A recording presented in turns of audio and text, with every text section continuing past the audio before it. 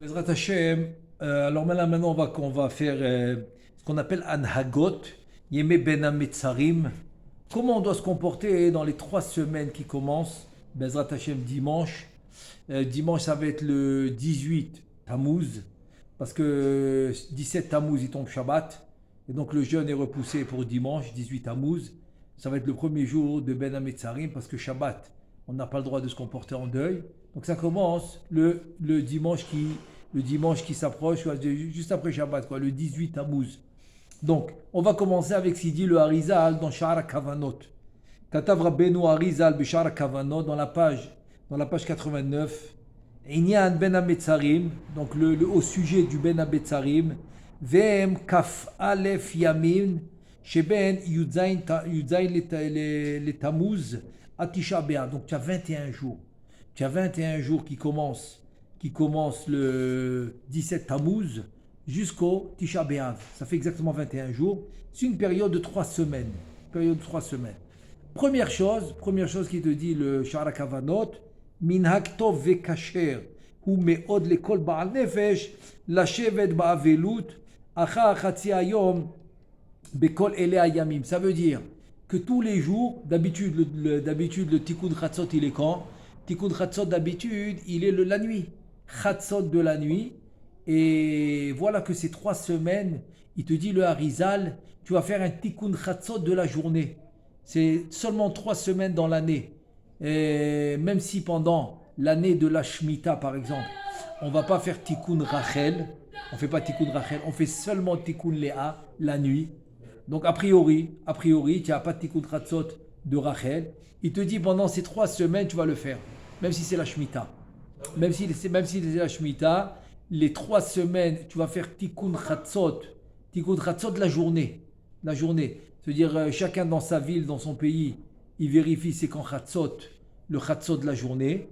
Et là, ça commence la mitzvah. Il te dit ça qui est Chatzi Hayom. Et donc la mitzvah, c'est de faire ce qu'on appelle Tikkun Rachel. Tu prends le Sidour, au début du Sidour, après Birkot HaShachar, tu trouves là-bas Tikkun Rachel, Tikkun Léa. Donc on parle seulement de Tikkun Rachel. Et il te dit le Harizal, le jour, je parle le jour, Tikkun Chatzot du jour. Parce que la nuit, comme c'est la Shemitah, l'année de la Shemitah, on a seulement Tikkun Léa. On n'a pas Tikkun Rachel, c'est seulement Tikkun Léa. C'est la nuit. Alors que la journée, comme c'est les 3 semaines, donc on a Tikkun Chatzot qui est Tikkun Rachel, la journée. Il te dit, qu'est-ce que tu dois faire? Livkot Bechia Mamash al Churban Habayit. C'est pleurer pour le Bet Hamikdash. Kemozman shel Chatzi Sha'a veyoter. Il te dit après une demi-heure. Mais bon, si maintenant la personne elle est occupée, elle n'a pas le temps, et ça lui prend quelques minutes, c'est mieux que rien. Vaut mieux faire ça quelques minutes, au moins pour marquer le coup, pour m'appeler le coup. Maintenant, c'est très compliqué de savoir sur quoi je pleure. Arrête, je ne connais pas le Bet Hamikdash. Je ne sais pas c'est quoi le Bet Hamikdash. Donc sur quoi je vais pleurer? Il te dit Rabbeinu Eliyahu Dessler, lui aussi il était très très fort en Kabbalah, il a beaucoup de notions spirituelles dans son livre extraordinaire de Mirtam et Eliyahu. Là-bas il te dit en fait, si tu veux savoir sur quoi tu pleures, essaye de réfléchir et de comprendre qu'est-ce qu'on a perdu. C'est-à-dire si maintenant tu essayes de revoir les psukim, les midrashim, toute l'histoire, comment c'était au temps du Bet Hamikdash, quelle compréhension tu avais dans la Torah au temps du Bet Hamikdash, tu te rappelais la Torah sans l'oublier, tu arrivais à être à un niveau spirituel beaucoup plus haut, donc le niveau matériel aussi il monte parallèlement au niveau spirituel. Ça veut dire qu'on avait une vie complètement différente. Tu dis c'est ça qu'on a perdu. Le Bet Hamikdash nous apporte l'abondance et spirituelle et matérielle. Beruchaniyut, Begashmiyut. C'est ça qu'on pleure. On pleure ce niveau qu'on a descendu, qu'on a baissé. Le niveau a beaucoup baissé depuis la destruction du Bet Hamikdash.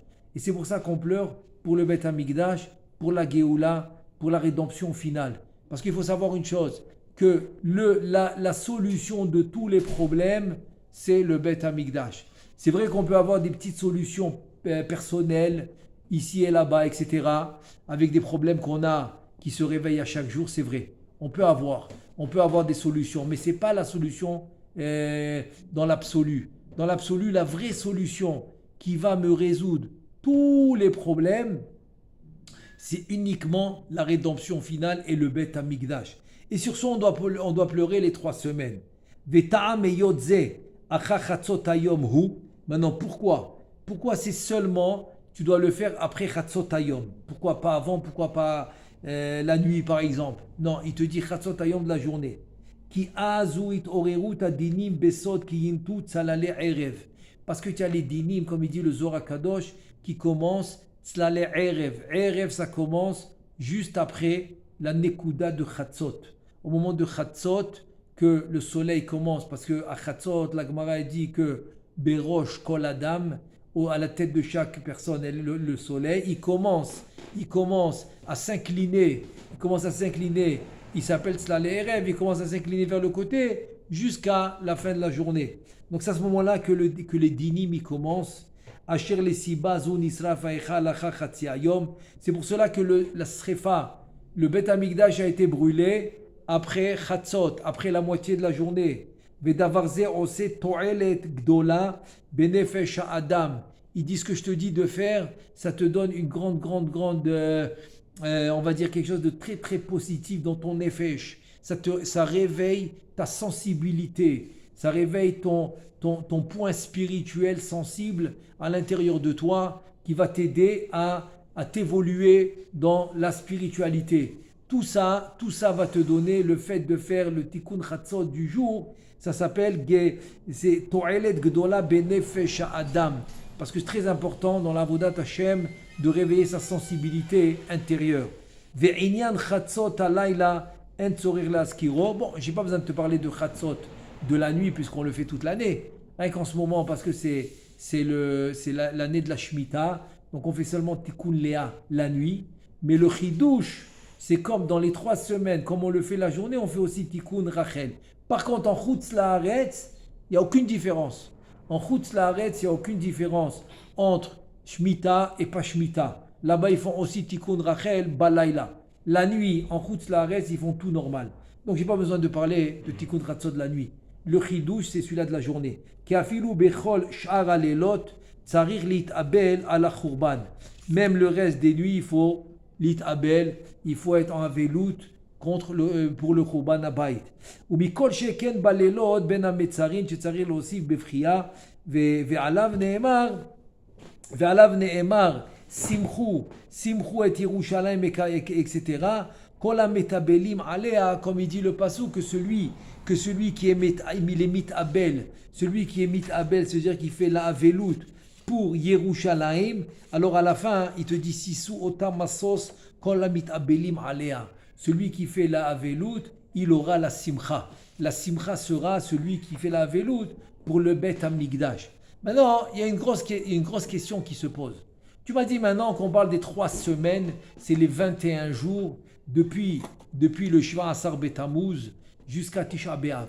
Donc c'est dans le Lachon de Chachamim, comme il ramène le Levouche par rapport au Haftarot, il ramène qu'il y a Shlosha de Puranuta, il y a 3 semaines de Puranut, et après il ramène que tu as les 7 semaines jusqu'à Rosh Hashanah, qui vont s'appeler les 7 semaines de Shiv'a de Nechamata, c'est la Nechama. Ça veut dire que les 3 semaines sont beaucoup plus dures que les 7 semaines, puisque les 3 semaines, c'est pour Anout, c'est les mauvaises 3 semaines. C'est pour ça qu'on fait attention qu'on va à la plage, etc., qu'on ne va pas faire des choses dangereuses, etc., pendant ces 3 semaines. Il y a plus forte raison la semaine, juste avant Tisha B'Av, etc.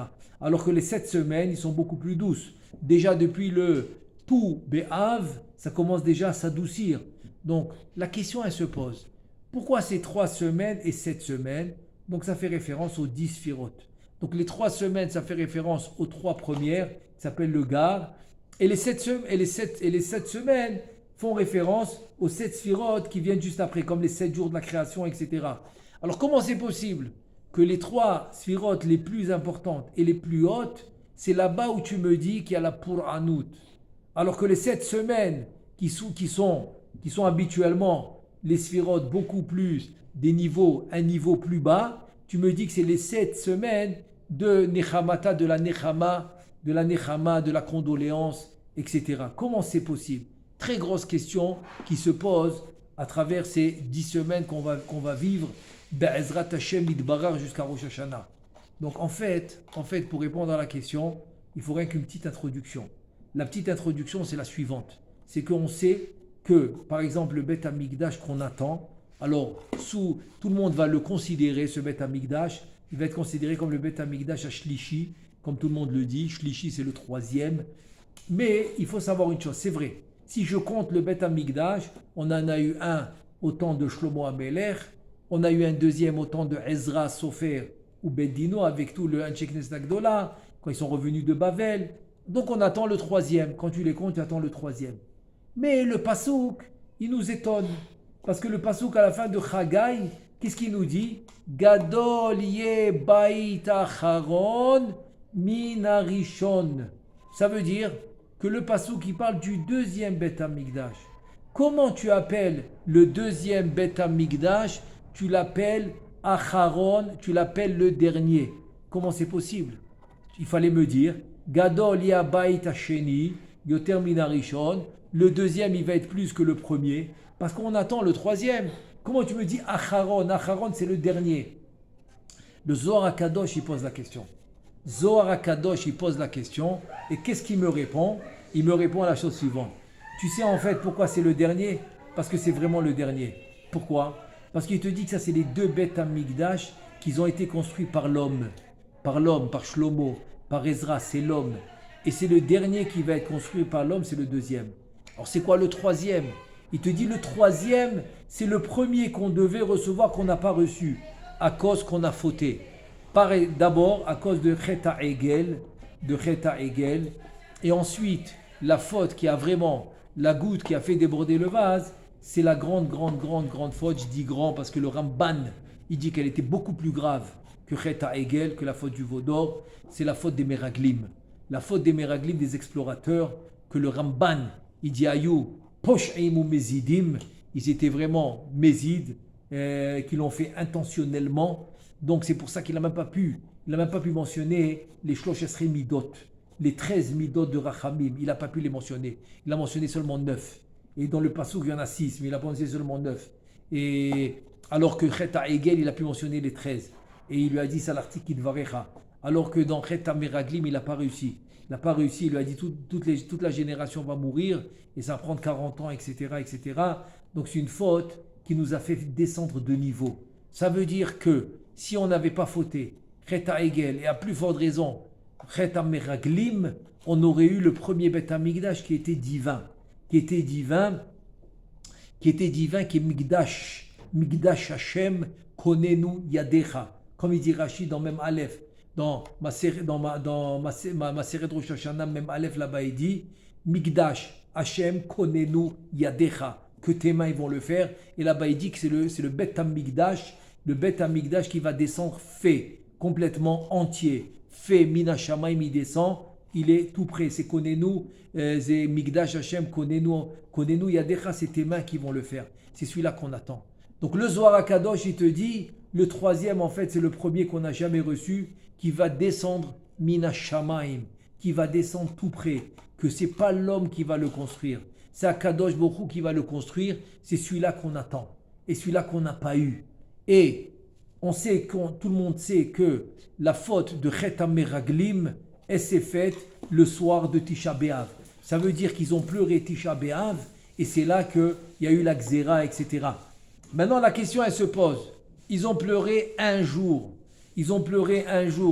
Alors, pourquoi tu les punis 40 ans? C'est quoi l'idée? Et en fait, la réponse, c'est la suite qu'on vient de voir maintenant. C'est la réponse, c'est la suivante. C'est que le fait qu'ils ont fauté ce qu'ils ont fauté, on a descendu de niveau. Donc, Moshe Rabbeinu, il ne peut plus rentrer en Eretz Israël. Le Beth Amikdash, c'est plus le même. Ça va être un homme qui va le construire, alors qu'on a dit que nous, on attend le Beth Amikdash. Migdash Hashem Konenu Yadecha, que tes mains à toi, et Hashem va les construire. Donc on a perdu tous ces niveaux-là. Ça veut dire qu'il y avait une lumière qui devait descendre ces 3 semaines.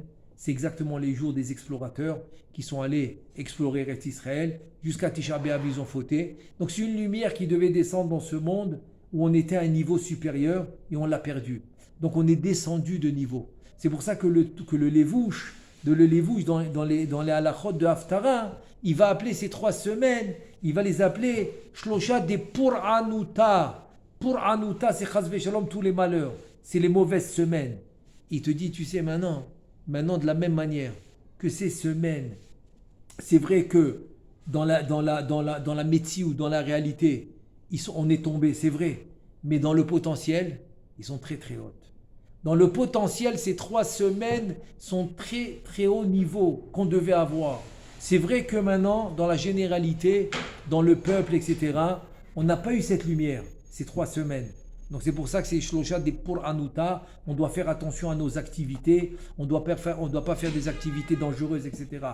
Mais d'un autre côté, en potentiel, comment ils étaient ces semaines? Ils étaient très haut niveau. Donc il te dit, c'est à toi d'essayer en tant que avoda ishit, avoda personnel, c'est à toi d'essayer de récupérer ces lumières. Donc c'est vrai que Shlosha des pour Anuta, parce que dans le potentiel, il est très très haut. Et c'est un peu l'idée, c'est vrai que pour donner l'exemple, c'est un peu l'idée du juif qui a une neshama, que quand il fait avodat Hashem avec la Torah, il monte à un niveau spirituel très très haut. Alors que Chas Shalom, quand il va être Chas Shalom un bandit, il va descendre à un niveau très très très bas, plus bas qu'un goy. On m'a dit qu'il y avait même des prisons en Chutz La'aretz spéciales pour les juifs. Qu'est-ce qu'ils ont les juifs? Ils sont quoi? Ils sont des extraterrestres? Non, parce que quand ils font Chas Shalom, le mauvais, ils vont très très bas. Donc ces 3 semaines dans le potentiel, ils étaient les plus hautes. Mais comme on a fauté dans Chet HaMeraglim, jusqu'à que Tisha B'Av, ils ont pleuré. Donc le potentiel, ils l'ont fait descendre en bas. Ils l'ont fait descendre en bas au plus bas niveau. C'est pour ça que tant que le Beth Amikdash n'est pas reconstruit, ça va s'appeler Shlosha des pour Anuta, c'est des malheurs. Mais, il nous dit le Harizal, qu'il y a une fente, il y a une lumière, il y a une fenêtre qui s'ouvre, c'est à toi de la prendre. La fente, c'est celle-là, c'est que tu peux, à travers ton travail, même ces 3 semaines les plus basses, tu peux à travers ton travail aller chercher cette lumière de potentiel. Cette lumière de potentiel, tu peux aller la chercher. C'est pour ça maintenant tu comprends que 3 semaines, tu m'appelles pour Anuta, c'est les plus mauvaises, alors que les 7 prochaines, tu me dis dans l'Ilchot Haftara, tu me dis Sheva de Nechamata. C'est la condo. Comment c'est possible? D'habitude, le Zohar HaKadosh, il te dit Iresha de Ama Itakan, Kule Alma Itakan. La tête et les Metukan, tout est Metukan. 3 et 7, on le sait, c'est comme la tête et le corps. Comme la tête et le corps, comme les 7 jours de la création. Et la tête, c'est la spiritualité qui est venue construire les 7 jours de la création. Donc comment la tête, tu me dis, c'est pour Anout, et le corps, il est Kaviachol, plus que la tête. Tu me dis Sheva de Nechamata. Comment c'est possible? Donc il te dit ça la réponse. La réponse en fait, c'est qu'il y avait tellement de potentiel dans ces 3 semaines que boum, on est tombé très très très très bas niveau. Alors que les 7 semaines qui suivent, c'est déjà le nouveau Matzav, c'est déjà la nouvelle réalité que par la force de la situation qu'ils ont voté, on a reçu une nouvelle réalité. Donc c'est pour ça que la lumière là-bas est plus ou moins normale. C'est une réalité qui s'est formée. Alors que là, c'était un niveau très haut qui est tombé très bas. Et maintenant tu vas comprendre. Qu'en fait, le Beth Amikdash qu'on attend, c'est pas le 3e.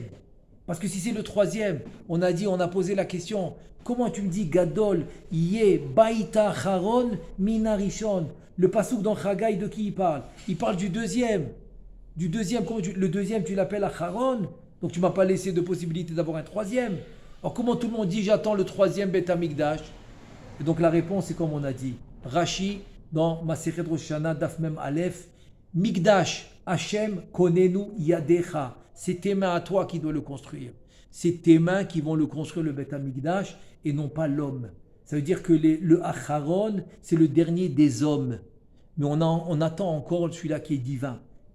C'est Mikdash Hashem, Konenu Yadecha, que tu vas construire toi-même. Donc quand tu le construis, c'est les 3 semaines. C'est-à-dire le potentiel que tu as ces 3 semaines d'aller chercher la lumière est très haut.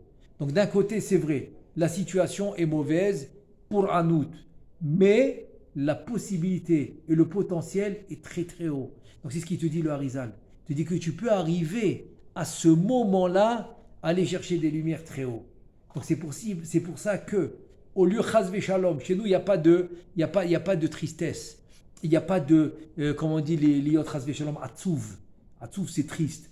Ça n'existe pas chez nous, la tristesse. Ah, mais tu me dis, mais attends, mais on doit pleurer, tu me dis. Tous les jours, tu dois pleurer pour le Beth Amikdash. Tu dois pleurer pour le Beth Amikdash. Comme on dit avec le Rav Dessler, c'est ce que tu as perdu. Essaye de comprendre ce que tu as perdu. Quand tu étudiais la Torah au moment du Beth Amikdash, tu n'oubliais pas. Tu comprenais. Chizkiyahu Melech Yehuda. C'est à la fin du premier Beth Amikdash. Midan ve'ad Be'er-Sheva Badku. Ils ont vérifié. Ils n'ont pas trouvé Tinok ve'Tinoket qu'ils n'étaient pas baki dans les halachot Tum'a ve'Tahara qui sont les plus durs. Ils savaient exactement tout. Des enfants de la rue, ils connaissaient toutes les halachot. Donc tu vois que le Beth Amikdash, c'est une autre histoire. Shlomo HaMelech, il construit le Beth Amikdash, l'argent n'avait aucune valeur. Tu pouvais trouver dans la rue 100 000 euros. J'ai pas de place dans le coffre-fort, laisse tomber. D'accord, j'ai pas de place, je vais les mettre où les 100 000 euros? Laisse tomber, tu les prends même pas. Pourquoi ils n'ont pas de valeur? Tu en as tellement qu'il n'y a pas de valeur. Ça veut dire que ça va ensemble. Donc tu as et la spiritualité et le matériel qu'on a perdu. C'est ça le Beth Amikdash. Et c'est pour ça que tu dois pleurer. C'est pour ça que même Shemitah, que je dis bien en Eretz Israël, parce qu'en Chutz La'aretz, il n'y a aucune différence. En Chutz La'aretz, que ce soit Shemitah, pas Shemitah, ils font Tikkun Chatzot normal. Tikkun Rachel, Tikkun Léa normal. Mais en Eretz Israël, on ne fait pas Tikkun Rachel le soir, on fait seulement Tikkun Léa. Mais maintenant, pendant ces 3 semaines, qui vont commencer dimanche, on fait Tikkun Rachel en journée. On le fait quand même, en journée. Donc, ce n'est pas de la tristesse. C'est pleurer le manque, et le manque, et le manque. C'est-à-dire que tout maintenant qu'on sent le manque, c'est parce qu'il n'y a pas la spiritualité. C'est ça le Da'at Kanita Machasarta. Da'at Kanita, si tu as eu le Da'at, il n'y a pas de manque. C'est-à-dire le manque, ça manque de Da'at. Et le Beth Amikdash, il te donne ce Da'at. Da'at Torah, Da'ata, Yishuva Da'at. Da'at, on sait dire que l'homme, il est plus mes boulbal. Aujourd'hui, je pense que c'est pas compliqué. Combien de mes boulbalim aujourd'hui? Pourquoi? C'est pas de leur faute. C'est la société. Il faut travailler très dur pour ne pas tomber dans le panneau. Et on peut te rendre mes boulbal très facilement. Donc c'est ça l'idée. L'idée, c'est pour ça que Bezrat Hashem, Tikkun Chatzot en journée pendant 3 semaines.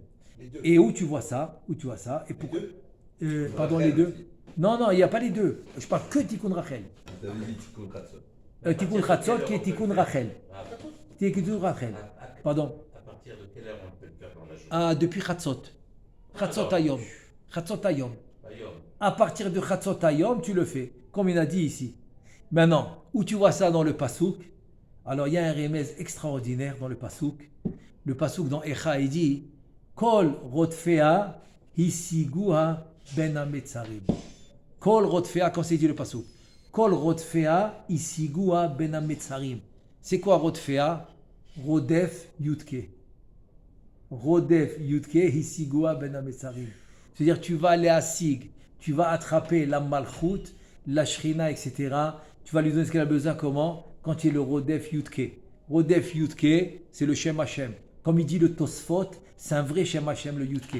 C'est pour ça que tu n'as pas le droit de l'effacer.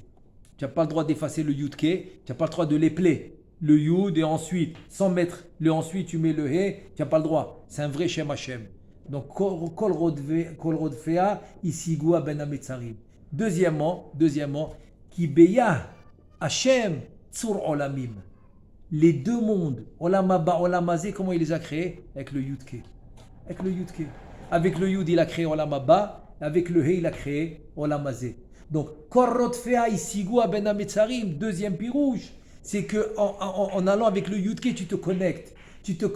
Olam Haba, Olam Hazé. Donc, regarde un peu les niveaux que tu peux obtenir avec ces 3 semaines. C'est-à-dire, la Torah, c'est pas logique. C'est pas du logique. C'est du spirituel. Dans les moments les plus bas, où le Beth Amikdash est en train de brûler, qu'est-ce que tu me dis? Ouais, va maintenant. Maintenant, c'est bon, vas-y. Tu vas attraper les niveaux spirituels. C'est pas de la logique, ça. C'est spirituel. C'est ce qui te dit le Harizal. Parce que autant qu'on est tombé très bas, on peut monter très haut. Et ça, c'est une explication qui donne le Harizal. Pourquoi? L'explication, c'est la et je pense que c'est aussi un très très très bon conseil pour celui qui veut aider les gens qui sont loin. Il veut les aider, donc il veut aller faire le kirouv, ce qu'on appelle le kirouv. Donc un bon conseil pour le kirouv, c'est ce qu'il nous dit le Hari. Tu penses que pour aller chercher quelqu'un qui est très loin de la religion, tu vas amener quelqu'un, un petit avraire qui vient à peine commencer, tout ça. On dit, ouais, lui aussi il était là-bas, il a fait tchouva il n'y a pas longtemps, il va aller chercher quelqu'un qui est loin. Je te dis, c'est faux. C'est faux. Pour aller chercher quelqu'un qui est loin, il faut une grosse lumière. Il faut le plus grand Talmid Chacham. Le Gdol Hador, c'est lui qui va aller le chercher. Donc il faut une grosse lumière. Mais le contraire, quand quelqu'un il a déjà un niveau et il a besoin d'aide, il n'a pas besoin du Gdol Hador. Il a besoin de quelqu'un un peu plus que lui, ça lui suffit. Parce qu'il est déjà à un niveau. Donc c'est exactement ce qui arrive maintenant. Le fait qu'on est très bas, donc tu peux atteindre des très hauts niveaux parce que tu as besoin de grandes lumières pour aider la situation qui est basse. Donc tu vas la voir grâce à ça. Tu vas la voir grâce à ce travail que tu fais pendant ces 3 semaines qui commencent dimanche. Et là, il te raconte le minhag des Chachamim à Porat Yosef. Porat Yosef avait gravé Rav Ezra Atiyah, Alav Shalom, Rav Ovadia, etc., les Talmidim. Shayu Kulam, toute la yeshiva, tous les jours la yeshiva, à Chatzot Hayom. יושבים יחד בחצות היום ואומרים המזמורים של תיקון רחל כמו שתיקן החידה. Par exemple, les kinotes, il y a des kinotes. Alors, dans les sidourim, tu les trouves, c'est les kinotes que tu trouves juste après le tikkun Rachel. Tu fais le tikkun Rachel normal, et après, tu as des kinotes, tu as des mizmorim. Alechali, Kol Berama, Shira Ma'alot Beshuv Hashem, des Kaddish, chez Lama, il le faisait en groupe. Aussi, quand j'étais à Avat Shalom, on le faisait aussi. On le faisait exactement comme ça. Il y a aussi un très très bon truc qui te dit le Ruach Chaim. Ruach Chaim, c'est le Rabbi Chaim Paladi. Rabbi Chaim Paladi, c'est un gaon.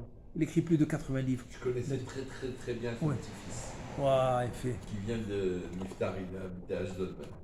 Il venait à Paris, il habitait Istanbul. Oui. Il venait à Paris souvent pour les incroyable. Un tzaddik aussi, le petit-fils. Ouais, je te dis, c'était une lumière. À un certain moment, il a même, ses écrits ont été brûlés. Ils ont été brûlés, ces écrits du Rabbi Chaim Paladi.